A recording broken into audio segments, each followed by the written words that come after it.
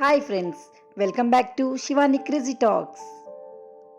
Hi friends, మీ యొక్క like, share, subscribe అనేది మాకు చాలా ప్రోత్సాహాన్ని ఇస్తుంది. కాబట్టి ఇలాంటి మరెన్నో వీడియోస్ కొరకు ప్లీజ్ మా ఛానల్ని సబ్స్క్రైబ్ చేసుకోండి.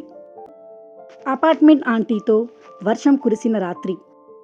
నేను హైదరాబాద్లో పనిచేస్తున్నాను. ఇంకా బ్యాచిలర్గా ఒకే స్థానంలో ఉండడం కష్టం. అందుకని కొత్త అపార్ట్మెంట్కి మారి కొంతకాలంగా అక్కడ నివసించడం మొదలుపెట్టాను. అపార్ట్మెంట్ బయట మాకు ఒక సూపర్ మార్కెట్ ఉంది. ఒకరోజు నేను మార్కెట్లో ఉండగా పక్కనే ఉన్న షాపులో షాపింగ్ చేస్తున్న ఒక మహిళపై నా దృష్టి పడింది. ఆమె బ్లాక్ కలర్ చీర కట్టుకుని ఉంది. తనను ఊహించుకోగలరు.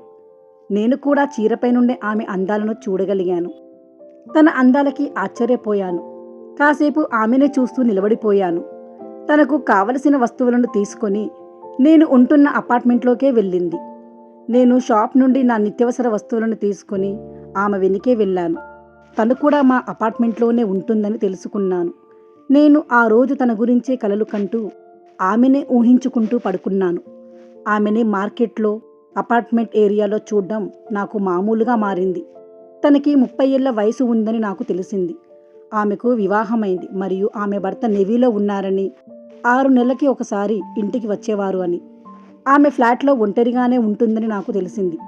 ఒకరోజు నేను షాపింగ్ చేస్తుండగా ఆమెను ఎప్పటిలాగే షాప్లో చూశాను. తను నా పక్క షాప్లో ఉంది. తనని అలా చూస్తూ నేను ఆమెపై ఆశలు పెట్టుకున్నట్లు ఆమె నన్ను గమనించింది. కొంచెం సేపు నా నిత్యవసరాల కోసం తనపై నుండి దృష్టిని మలిచాను. తిరిగి షాప్లో చూసేసరికి ఆమె కనిపించలేదు. వెళ్ళిపోయిందని గ్రహించి బాధపడ్డాను.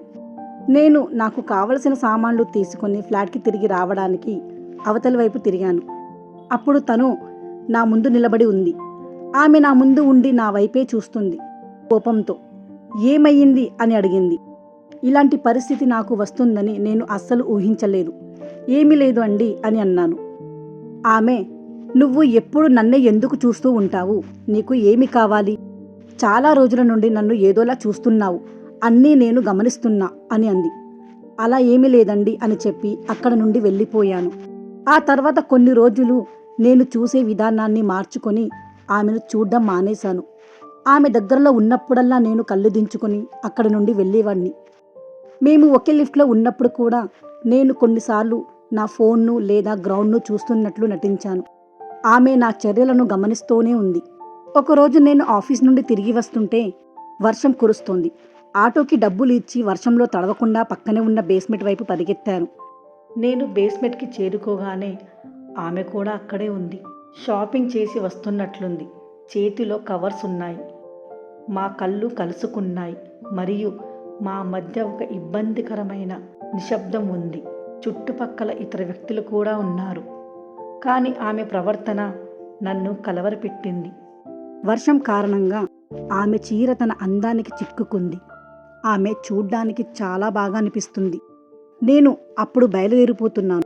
ఇంతలో నా పేరు పిలిచే గొంతు వినబడింది. మీరు ఊహించినట్లుగా తనే. హే పవన్ అని అన్నది. అప్పుడు నేను తిరిగి హాయ్ అన్నాను.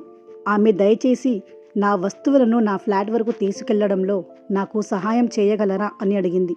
నేను ఆమె అడిగిన ప్రశ్నకి సరే అని తల ఊపాను. లిఫ్ట్లో ఒంటరిగా ఉన్నాము. నేను ఆ సమయంలో ఆమెని గమనించాను. ఆమె పూర్తిగా 2 వైపులా తడిసిపోయింది. ఆమె చీర ఆమెకి హత్తుగా వాళ్ళ ఫ్లోర్ వరకు చేరుకున్నాము. నేను ప్యాకెట్లను తీసుకొని ఆమె ఫ్లాట్ వరకు వెళ్ళాను. తర్వాత ఇద్దరం కలిసి లోపలికి వెళ్ళాం. అక్కడ వెళ్ళిన తర్వాత తను ప్యాకెట్లు పక్కన పెట్టేసి ఆమె చీరలోంచి నీళ్లు పిండుకుంటుంది. దగ్గరలో ఒక చిన్న లైట్ కూడా తన అందాలను చూపించడానికి నాకు సహాయం చేస్తుంది. ఆమె ఫ్లాట్లో ఎవ్వరూ లేరు. నేను ఆమెను దూరంగా ఉండి చూస్తున్నా.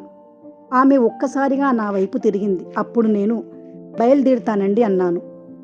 తను నన్ను కూర్చోమని చెప్పింది. దానికి నేను ఏమీ అనలేకపోయాను. పర్లేదండి, నేను వెళ్తాను అని చెప్పాను. అప్పుడు తను అదే ప్రశ్న అడిగింది. నేను ఎప్పుడు ఆమెను ఎందుకు చూస్తుంటానని. ఆమె ప్రశ్న నన్ను ఉక్కిరిబిక్కిరి చేసింది. మరి ఇప్పుడు కూడా అదే విధంగా ఏదో ఒకటి చెప్పి బయటపడే అవకాశం లేదు. నేను అప్పుడు ఏమి చెప్పాలో అర్థం కాక, క్షమించండి, ఇది మళ్ళీ జరగదు.